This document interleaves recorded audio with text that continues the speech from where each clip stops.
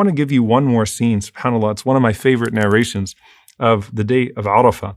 Abdullah ibn Mubarak, rahimahullah, he said, I went to Sufyan al-Thawri, rahimahullah, on the day of Arafah, and I saw him as he was kneeling upon his knees, and his eyes were flowing with tears. So imagine walking up to one of the greatest scholars in the world, and you are one of the greatest scholars of the world too, and you see him on the day of Arafah, and he is on his knees, and he is bawling as he's making dua to Allah subhanahu wa ta'ala.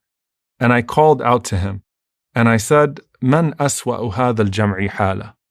Who is the person who is in the worst state in this gathering? Like with all of this happening, and he can see the connection that Sufyan has with Allah subhanahu wa ta'ala. On this day of Arafah, when we're making these du'as and we're calling upon Allah subhanahu wa ta'ala, who is the person in the worst state? And he said, the person in the worst state is الَّذِي يَظُنُّ أَنَّ اللَّهَ لَا يَغْفِرُ لَهُ. The one who thinks that Allah subhanahu wa ta'ala will not forgive him. That's the person who's in the worst state.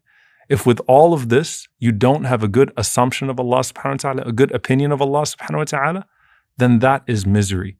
Know the one that you're calling upon, and then the du'as will flow.